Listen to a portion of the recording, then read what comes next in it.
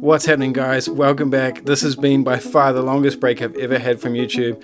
I've been going at this channel for about a year now, and I've just had about 6 weeks off after moving house, and it's a big long story. I'm still working on the studio space that I need to create you guys more videos on the regular, but at the moment I'm just shooting a couple of videos in my garage, so I want to start doing again at least weekly videos for you guys so you don't think that something's happened.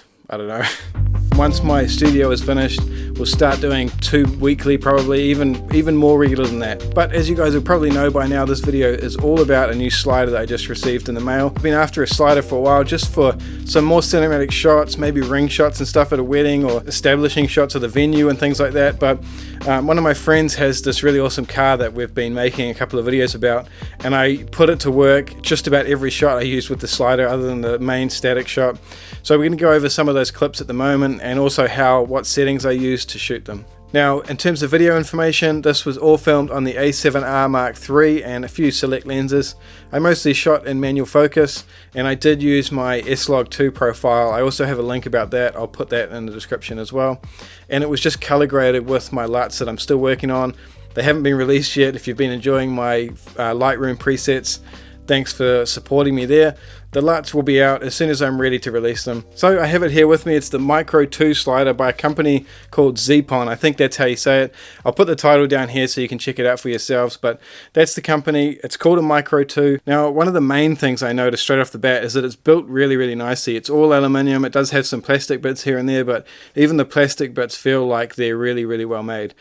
The next thing I noticed, and I'm sure a lot of sliders have this, but it has a really smooth fluid motion. When you're trying to get those really smooth shots handheld, you're not using an electronic slider, it's really easy to get a really nice smooth pan with any kind of focal length that I tried. Now, the length of the slider is 33 centimeters, so it's not the largest thing, but it does have a overall travel distance of about 54 centimeters, so it has plenty of travel, enough to do any kind of shots like this one here, where I was just panning on the car as it drives out of the garage here. That wasn't the full distance of the slider either there, but it gives you a good indication of the types of shots you can get. And I found anything from sort of 17mm, 16mm to 24, even 35mm, you get quite a bit of distance to make a sort of dramatic slider shot. This shot here, I had the slider all the way out, and it was enough to kind of hang into the car door window there. Now, as far as weight goes, it's 1.1 kgs, which, like I said before, it's not super light, but it's light enough that you can pretty much carry it to a wedding without worrying about it.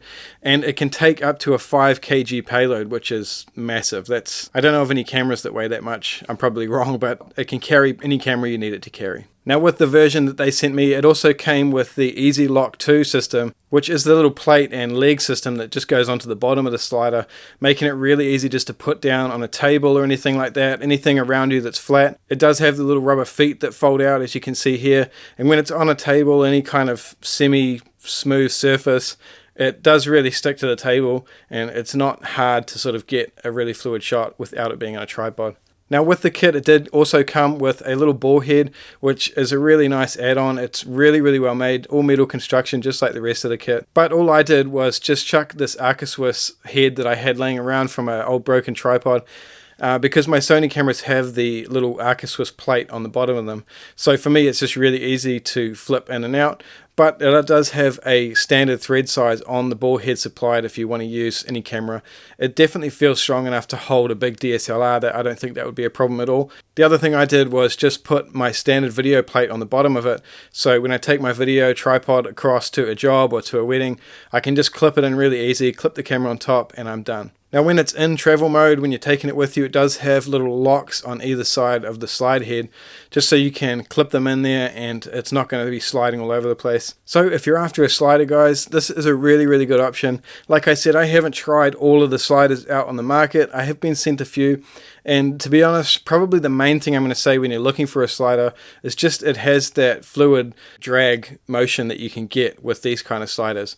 If you don't have any kind of fluid drag behind it, it's really quite difficult to get a really steady shot. So I'm going to be keeping this one. Thanks to the guys from Zeapon for sending it to me. Thanks for watching, guys. I'll put a link in the description if you guys want to check these out for yourselves.